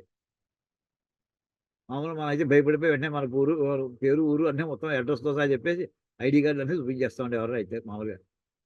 ఆయన ఏమన్నాడు చూసారా? అసలు నువ్వెవరు? తన భోగట్టా చెప్పట్లేదండి. అది సమర్థత. ఎప్పుడు చెప్పాలి, ఎప్పుడు చెప్పకూడదు, ఎవరితో ఎలా మాట్లాడాలి, అన్ని రకాల అది అతనిలో ఆ విజడం సంపూర్ణంగా అది ప్రతిఫలిస్తూ ఉంటుంది అక్షరంలో కూడా. వాల్మీకి చూపించిందంటూ సమర్థత. రావణాసుడితో మాట్లాడేప్పుడు ఎక్కడ ధిక్కారంగా మాట్లాడాడు. అప్పుడు హితం కూడా చెప్తూ వచ్చాడు. రావణ, నీకు చెప్తున్నాను నేను, నీ ప్రాణాలు పోతాయి, జాగ్రత్త. ముందర మాట అంటాడు ప్రహస్తుడు, నీ ప్రాణాలు పోకుండా ఉండాలంటే నువ్వు నిజం చెప్పంటాడు. హనుమంతుడు అదే పదాలు మళ్ళీ వాడతాడు. రావణ, నేను నిజం చెప్తున్నాను, నీ ప్రాణాలు పోకుండా ఉంటాడంటే రాముడు శరణాగతి కోరుకో. కొత్త పదాలు వాడక్కర్లేదు, పాత పదాలు వాడు చెప్తాడు. సమర్థత వాక్కులో. అవతల సీతాదేవిని చెట్టు మించి డాము కింద దూకేసి అనుకోండి, ఆవిడ టక్కున హార్ట్ అటాక్ వచ్చింది ఆవిడకి. రాకుండా ఎంత శ్రమపడ్డా 2 సర్గలు సేపు ఆయన ఆలోచన చేసుకున్నాడు అక్కడ. అది మతి అనే మాటకి అక్కడ అర్థం అవుతుంది. ప్లానింగ్ ఎలా చేయాలి, దిగుపడ సైజ్ ఎంత ఉండాలి, ఏ వేషంతో వెళ్ళాలి, ఏ భాషలో మాట్లాడాలి. పండితుడు మాట్లాడేటువంటి సంస్కృత భాష, ఇప్పుడు తెలుగు ఉందనుకోండి, చదువుకున్నటువంటి పండితులు తెలుగులో ప్రొఫెసర్ ఉన్నటువంటి ఆయన మాట్లాడేది, చదువుకున్నటువంటి మనకి చౌరస్తాలో ఉండి అడ్డ మీద ఉండే కూలీలు, ఇద్దరు ఊరకనే ఉంటుంది. ఆ తెలుగే. వాళ్ళ స్టైల్ వేరు, వీళ్ళ స్టైల్ వేరు. ఇప్పుడు ఏ స్టైల్ తీసుకోవాలి అని ఆయన ప్రశ్న వచ్చింది. పండితుడు మాట్లాడేటువంటి సంస్కృతమా, పామరుడు మాట్లాడే సంస్కృతమా? పామరుడు మాట్లాడే సంస్కృతమే మాట్లాడాలని పెట్టుకున్నాడండి. పండితుడు అయితే ఇప్పుడు రావణాసుడు అనుకుంటున్నాడు. ఎంత చేశాడండి. అలాగా హనుమంతుడి మొత్తం మోస్ట్ ఇంపార్టెంట్ క్యారెక్టరిస్టిక్స్ దేవతలు వర్ణించినటువంటి 4 లక్షణాలండి. ధృతి, దృష్టి, మతి, దాక్ష్యం. ఇవి మనం డెవలప్ చేసుకోవాలి. పర్సనాలిటీ డెవలప్మెంటే ఈ 4 మనం ఇక్కడి నుంచి లాస్ట్ ఇయర్ మేము క్లాస్ కండక్ట్ చేసామండి పర్సనాలిటీ డెవలప్మెంట్కి. ఈ వాక్యంతో స్టార్ట్ చేస్తాం. ఎంత సంతోషించారో పిల్లలందరికీ, తల్లిదండ్రులు అందరూ కూడా. ఇది మాకు తెలియదండి. ఈ 4 పాయింట్స్ మీరు దీని మీద స్పెషల్ ఫోకస్ పెట్టండి, స్పెషల్ అటెన్షన్ పెట్టండి. పిల్లలు డెవలప్ చేయించండి మెల్లమెల్లగా. ఒక్కరోజు వచ్చేస్తాయని కదా. ఇది ఫుల్ ఇంటిగ్రేటెడ్ పర్సనాలిటీ డెవలప్మెంట్ అంటే ఇది అంటూ చెప్పు. అందులో ఫస్ట్ క్యారెక్టర్ ధృతి. ఇదండి. ఇది అయిన తర్వాత నెక్స్ట్ది విశ్వంచ అంటే సంవత్సరం. మే మహశ్చమే సంవిచ్చమే. ఇక్కడ ఒక్క మాట దాని గురించి చెప్పుకోవాలండి ఈవేళ ప్రత్యేకించి. ఇదండి, ఈ పుస్తకం పేరు సంవిత్ అండి. సంవిత్ అంటే మనకి వేదంలో ఇప్పుడు సంవిచ్చమే అనే మాట, సంవిత్ అనే మాట అర్థం ఏంటంటే జ్ఞానము అని అర్థం. అసలు దీని మీద 2-3 గంటల ఒక్క మాటకే 2-3 గంటల సేపు చెప్పినా తక్కువ అవుతుందండి. అంత విషయం లభించిందండి. ఇది సుమారు నాకు ఎన్నాళ్ళైందని లభించి 30 ఏళ్ల క్రితం దొరికిందండి ఈ పుస్తకం. 30 ఏళ్ల క్రితం. ఇందులో విషయం ఏంటంటే దీని మీద ఇప్పుడు మిగతా సమయం మనకున్న 7-8 నిమిషాలు దాని మీదే స్పెండ్ చేద్దామండి. అసలు మన జ్ఞానం ఎలా ఏర్పడుతుంది అసలు ఒక విషయం గురించి? అదండి టాపిక్. అసలు మనకి ఒక విషయం ఇప్పుడు చెప్పాను, అనుమతి గురించి చెప్పాం. ఇప్పుడు మీకు అర్థమైందా లేదా? అర్థమైంది అని అంటారు. అర్థం అవడం అంటే ఏమిటి? అదండి. ఆ అర్థమైంది అంటే నాకు ఆ జ్ఞానం ఏదో కొంత జ్ఞానం ప్రవేశించింది. దాని పేరు సంవిత్ అండి. అంటే ఒక విషయాన్ని గురించి ఒకడు చెప్పినప్పుడు అది మనకి అర్థమయ్యింది అని మనం ఏదైతే సింపుల్‌గా అంటామో, అండర్‌స్టాండ్ అయింది అని ఇంగ్లీష్‌లో అంటామో, కాంప్రహెన్షన్ అని చక్కగా అంటామో, ఆ మాటకి భావం ఏమిటంటే దాని పేరు సంవిత్ అండి. ఇది సంవిత్ యొక్క డెఫినిషన్. అనువాద పదాలు. దీని మీద మనకి మేల్కోటె అని కర్ణాటకలో ఓ ఊరుందండి. మేల్కోటె. రామానుజాచార్యులు వారు కంచి నుంచి వెళ్ళిపోయి మేల్కోటెలో ఉండి అక్కడ శ్రీభాష్యం రాశారు వారు. అంటే బ్రహ్మసూత్ర భాష్యం అక్కడ రాశారు మేల్కోటెలో. అక్కడ తాతాచార్య గారని ఒకాయన నాకు మంచి స్నేహితుడాయన.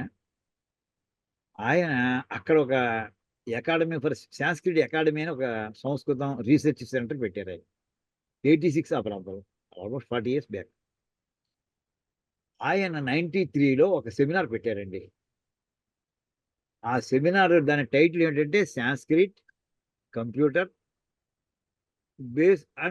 Sanskrit and computer based linguistics అదండి. అంటూ అక్కడ ఆయన పెట్టిన దాంట్లో ఇక్కడ మనకి కొంచెం పెద్దగా చేసి చూపిస్తే అది ఎప్పుడు పెట్టారో కూడా చూడండి meeting. March 6th and 7th, 1993. March 6 and 7 1993. అయ్యా ఇప్పుడు మార్చిలో ఉన్నాం మనం. అంటే 32 ఏళ్ల వెనకాల మార్చిలో జరిగినటువంటి బెంగళూరులో ఇది జరిగిందండి. ప్రొసీడింగ్స్ అది seminar on knowledge representation in Sanskrit and allied semantic theories. ఇదండి అకాడమీ ఆఫ్ సాంస్క్రిట్ రీసెర్చ్. సరే, ఇప్పుడు ఏమిటి అసలు ఈ గొడవ ఏమిటి? అసలు జ్ఞానానికి ఏముంది? మాట చెప్తే అర్థం అవుతుంది కదా. అర్థం అంటే ఏమిటో తెలుసుకుందాం అనుకుంటున్నావా అని అడిగాడండి ఒక ఆయన. అందరం అంటాం అర్థమైంది, అర్థం లేదు. లెక్కలు చెప్తున్నాను బాబాయ్ నాకు అర్థం లేదంటాం. ఏమండి ఇప్పుడు ఏమిటి అర్థమైంది? నీకు ఏమిటి అర్థమైంది? ఏమిటి అర్థం లేదు? దాంట్లో దిగారండి. ఎంతమందో తెలుసునండి, కొన్ని లక్షల మంది మహాపండితులండి. ఎప్పటి నుంచి? యుగ యుగాల నుంచి. అర్థం అంటే ఏమిటి అని డిక్షనరీ చూసి అక్కడిగా మీనింగ్ చెప్పేయడం కాదండి. దీని మీద దండి అనే సంస్కృతంలో మహాకవిలో కొంతమంది ఉన్నారండి. మనకి కాళిదాసే కాకుండా దండి ఇతను కావ్యాదర్శనం పుస్తకం రాశారు. మామూలుగా దశకుమార చరిత్రని ఒక చక్కటి ఒక ప్రోజ్ రాశారు. చాలా అది మనకి కాలేజీలో సిలబస్లో కూడా ఉండేది. ఎప్పుడు 1963, 64 ఆ టైంలో పియూసీ టైంలో ఉండేది. ఇక్కడ ఆయన ఒక గొప్ప శ్లోకం రాశాడండి. ఇది అసలు ఆయన భావన ఎంత అందంగా చెప్పాడంటే, అసలు భాష అనేది లేకపోయి ఉంటే మనుషులు ఎలా ఉండేవారు? భాష ఏ భాష అయినా సరే. అది ఆయన చెప్తాడండి. ఇదం అంధంతమః కృత్స్నం జాయేత భువనత్రయం యది శబ్దాహ్వయం జ్యోతి ఆ సంసారాన్నదీప్యతే అంటూ రాశాడండి ఆయన. ఇది చాలా గొప్పదండి. భాష లేకపోతే ఊహించుకోరు సార్, పశువులుగా ఉండేవాళ్ళు అంతే. అవి అరుస్తాయి, కుక్కలు అరుస్తాయి, జంతువులు అన్ని రకాలు అరుస్తాయి, పక్షులు అరుస్తాయి. అలాగే మనం అరుస్తూ ఉంటాం అంతే. ఆ అరుపు యొక్క సంకేతమే అవతలవాడికి అర్థమవుతూ ఉంటుంది. కానీ ఒక భాష అనేది రావడం వల్ల అది లేకపోతే ఏమని చెప్తున్నాడంటే ఆయన, భువనత్రయం ముల్లోకాలు కూడా అంధం తమహ కృత్స్నం సంపూర్ణంగా చీకటితో నిండిపోయి ఉండేది.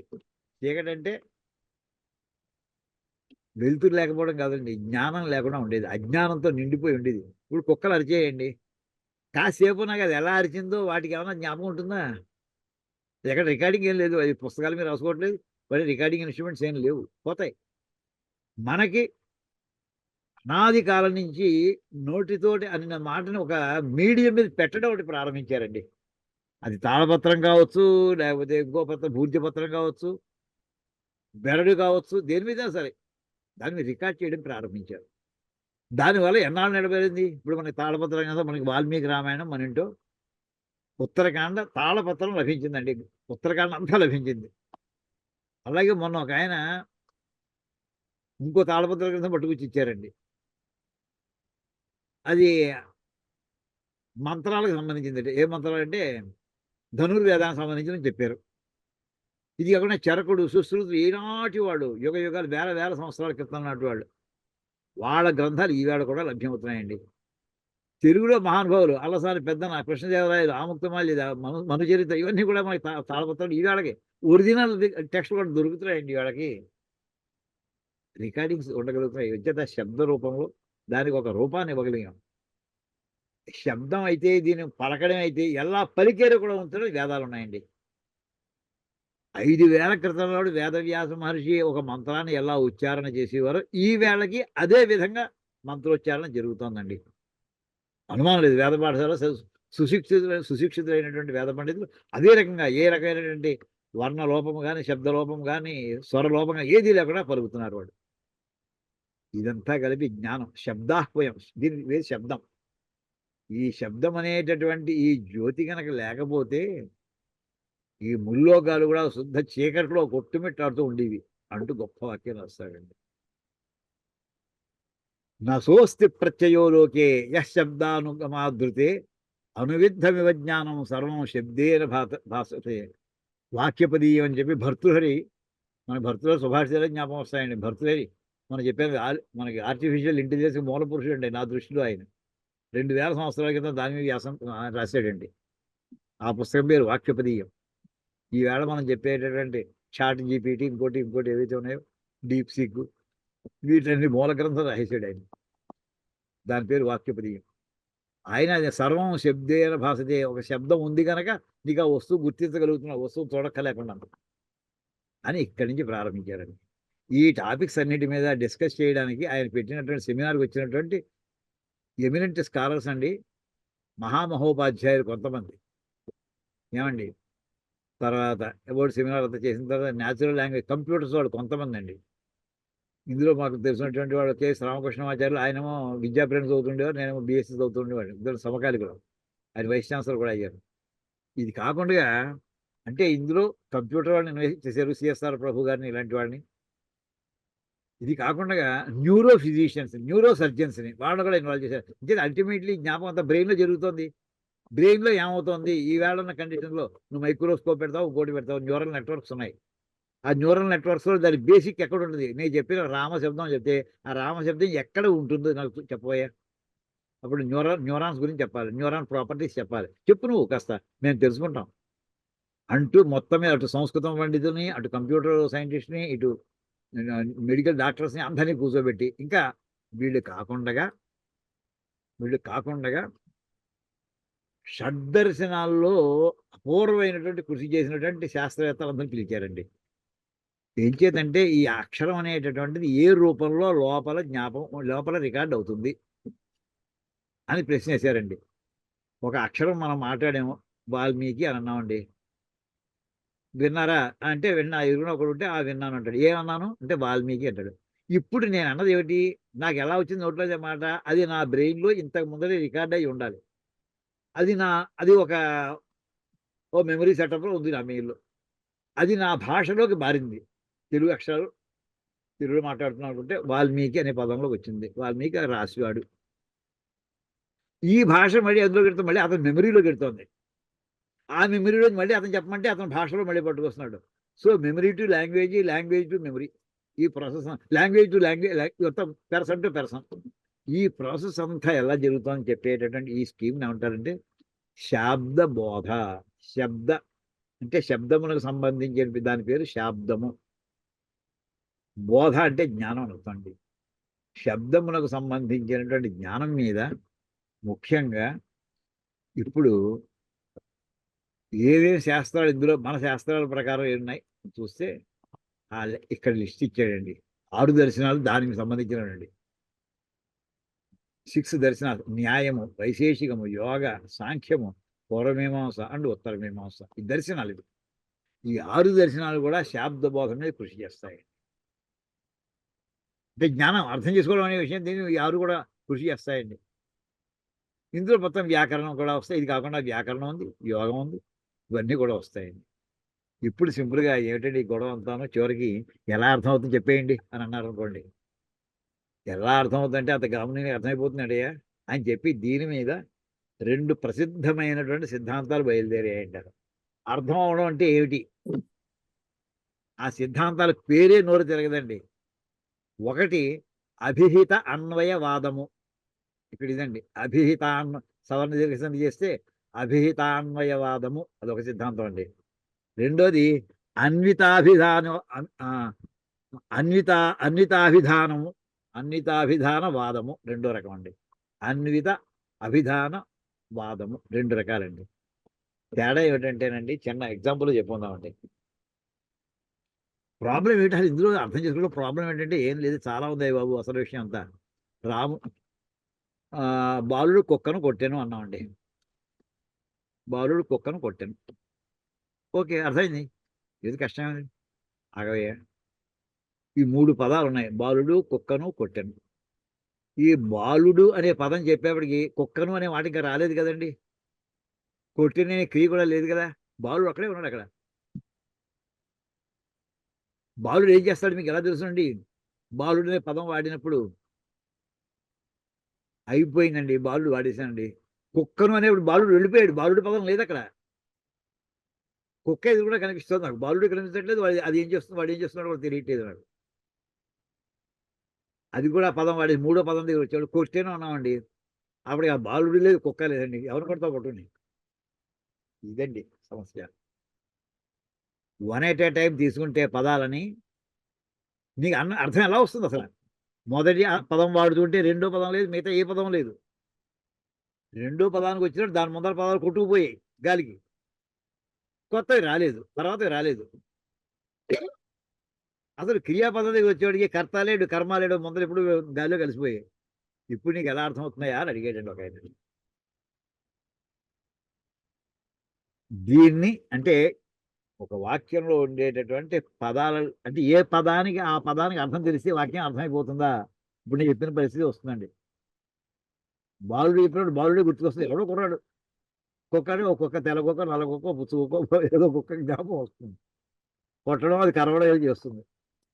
ఏమండి ఇలాగే అంటే పదం లెవెల్లోంచి అర్థం ఆ జ్ఞానంలోకి వెళ్ళామా? లేదండి.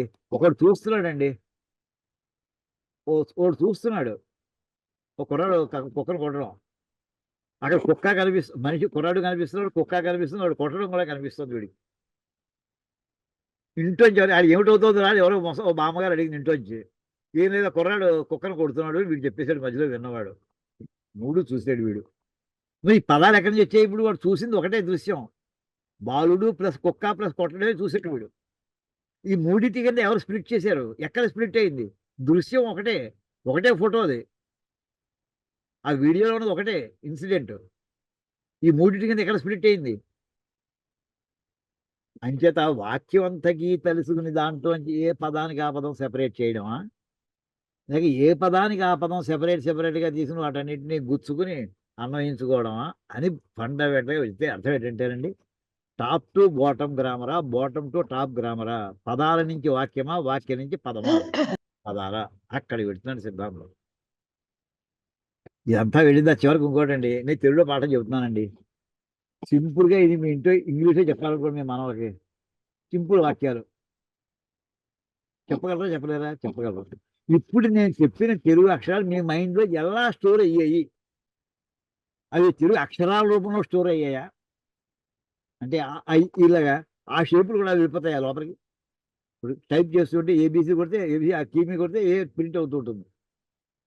ఇప్పుడు నేను తెలుగులో చెప్తున్న బ్రెయిన్లో ఉన్న న్యూరాన్స్ అనేవి కూడా అకారం అనేటటువంటి దాన్ని తయారు చేస్తాయా, ఇకారాన్ని తయారు చేస్తాయా, ఆ రకంగా పోయి సెట్ అవుతాయా, తెలుగు అక్షరాలు పెడతాయా? వెళ్ళే అనుకుందామండి. మరి మీరు ఇంగ్లీష్లో చెప్తున్నారు కదా, తెలుగు అక్షరాలు చెప్పాను, ఇంగ్లీష్ చెప్పలేదు నేను. అది ఇంగ్లీష్లో ఎప్పుడు మారింది, ఎక్కడ మారింది అది? అలా ఎన్ని భాషల్లోకి మారుతుంది అది? అన్ని భాషలు మైండ్లో ఉంటాయా? వీటంటే మూలమైన ఇంకో పదార్థం ఏదైనా ఉందా? ఇంత లోపల వెళ్ళిపోతారండి. ఇదంతా కలిస్తే చెప్పే ఆ సబ్జెక్ట్ పేరు ఏమిటంటే దాని పేరు సంవిచ్చమే. అదండి. చివరికి ఇంకోటి, రాముడు కుక్కను కొట్టినట్టే ఒప్పుకున్నారండి. ఏమండి? మన కర్త కర్మ క్రియ, position dependent grammar, position independent grammar. ఇంగ్లీష్లో అయితే మనకి ఆ పదం అక్కడ ఉంటేనే అర్థం వస్తుంది. పదాలు మారాయంటే స్థానం మారితే ఇంగ్లీష్లో మారిపోతుంది. రామ కిల్డ్ రావణ, రాముడు రావణుని చంపాను. ఆ రావణ రామ మార్చేవనుకోండి అర్థం మారిపోతుంది, అసలు భయంకరంగా మారిపోతుంది. అది పొజిషన్ డిపెండెంట్ గ్రామర్. మనం చాలాసార్లు ఆ మాట చెప్పుకుంటూ ఉంటాం. తెలుగుకి సంస్కృతానికి పొజిషన్ ఇండిపెండెంట్ గ్రామర్. కొట్టెను బాలుడు కుక్కను, అర్థం అది. కుక్కను కొట్టెను బాలుడు పదాలు ఎలా కాంబినేషన్ వేస్తే ఏ కాంబినేషన్ పెట్టండి విభక్తులతో సహా మార్చేస్తే అర్థం చెడదండి. ఇది పొజిషన్ ఇండిపెండెంట్ గ్రామర్. అయితే ఈ చెప్పడంలో బాలుడు కుక్కను కొట్టాను, విభక్తులు మార్చాడు. కుక్క రాముడిని కొట్టినట్టు ఎవరో ఒప్పుకుంటారండి? కుక్క కరుస్తుంది కానీ కొట్టడం ఏంటి అని టక్కులు అడుగుతారు. కుక్క అంటే ప్రథమ ద్వితీయాభక్తులు ఉందా కదా, బాలుడు కను అనేప్పుడు ద్వితీయాభక్తి, నేను నాను కుర్చీ గురించి. దాన్ని ప్రథమాభక్తిలో మార్చామనుకోండి, పొజిషన్లో మొదటి పేజీలో విభక్తులు మార్చేసి కుక్క రాముణ్ణి, అది కరుస్తుంది. దీన్ని ఏమంటారు? ఇది సెమాంటిక్స్. ఇందాకది సింటాక్స్. ఈ సింటాక్స్ సెమాంటిక్స్కి లెక్సికల్ పదాలు ఇవన్నీ కలిసి అన్నిటికీ అన్వయం చేసేటటువంటి పెద్ద శాస్త్రం పేరు సంవిత్. దానివల్ల వచ్చేటువంటి ఆ శాస్త్రం అధ్యయనం చేయడం వల్ల వచ్చేటటువంటి జ్ఞానం ఏదైతే ఉంటుందో అది సంవిత్. బాగా తెలిసినవాడు అని సంవిత్. అయితే మనకి చదువుకునే వాళ్ళకి అర్థం అవ్వట్లేదు, వాడు తగ్గనే మాట్లాడుతున్నారు. అంటే ఇది అప్పుడు ఎవరిని వ్యవహారం అనేది ఒకటి వస్తుంది. వ్యవహారంలోంచి భాష డెవలప్ అవుతుంది. వ్యవహారం లేకుండా భాష రాదు. వ్యవహారం ముందర ఉంటుంది. తెలుగులో నన్నయ్య గారి ముందు చాలామంది కొన్ని వేల సంవత్సరాల నుంచి, మహాభారత కాలం నుంచి తెలుగు ఉంది. ఆంధ్రులు ఉన్నారు. మహాభారతంలో రిఫరెన్స్ ఉంది ఆంధ్ర శబ్దానికి, చాలాసార్లు ఉంది. అంటే వాళ్ళకి తెలుగులో మాట్లాడడం రాదా? వచ్చును. కవిత్వాలు భారతం అనువాదం చేసుకోలేదు అంతే వాళ్ళు ఎవరు, మహానుభావులు ఎవరు. ఈ రకమైనటువంటి మన బ్రెయిన్లో జరిగేటటువంటి ప్రాసెస్ జ్ఞానము అనేటటువంటిది ఏదైతే ఉందో దాంట్లో ఎన్ని ఆస్పెక్ట్స్ ఉన్నాయో చూడండి. అన్ని శాస్త్రాల యొక్క సారము ఉంటే లోపల జరుగుతుందని ఎక్స్ప్లెయిన్ చేయడానికి పద్ధతి అవుతుందండి. వ్యాకరణ శాస్త్రం కావాలి, నిరుక్త శాస్త్రం కావాలి, శిక్షాశాస్త్రం కావాలి, మీమాంసా శాస్త్రం కావాలి. ఇవన్నీ ఉంటే ఆ జరుగుతున్నటువంటి ప్రాసెస్ని ఎక్స్ప్లెయిన్ చేస్తాయండి. ఆ ఎక్స్ప్లెయిన్ చేయబడేటటువంటి దాని పేరే సంవిత్, అంటే జ్ఞానము. విషయం దాంట్లో చెప్పి ఏ విషయం వదిలేసేయండి, అది బోటనీయా, జువాలజీయా, మ్యాథ్సా, ఫిజిక్సా, కెమిస్ట్రీ, ఆ విషయం అడగట్లేదు. అసలు ప్రాసెస్ దీనంతని కలిపి సంవిత్ అంటారండి. ఈ రకంగా ఈవేళ మనం చెప్పుకున్నటువంటి దాంట్లో ఎంతవరకు చెప్పు, ఎంతాచ మే ధత్తాచ మే క్షేమశ్చ మే ధృతిశ్చ మే విశ్వంచ మే మహశ్చ మే సంవిచ్చ మే. ఆ సంవిత్తు దగ్గర చెప్పుకుని ఇక్కడ ఆపుకుందామండి. ఓం కాయేన వాచ మనసేంద్రియైర్వా బుద్ధ్యాత్మనా వా ప్రకృతే స్వభావాత్ కరోమి యద్యత్ సకలం పరస్మై నారాయణాయేతి సమర్పయామి. హరి ఓం తత్సద్. బ్రహ్మార్పణమస్తు. శ్రీ సీతారామార్పణమస్తు. దీనికి ఒక్కటే మాట అన్నారండి, వేద శాస్త్రాది విజ్ఞానం అని అన్నారు అంతేనండి. సాయిరాజ్యాలు వారు సంవిత్ అనేది ఈ డీటెయిల్స్ అని చెప్పకుండా వేద శాస్త్రాది విజ్ఞానం, వేదములు శాస్త్రములు మొదలైన వాటిలో ఉండేటటువంటి విజ్ఞానానికి పేరు సంవిత్. అది అక్కడ తెలియజేయాలండి. మిగతా తర్వాత చూపించండి. ఇదండి.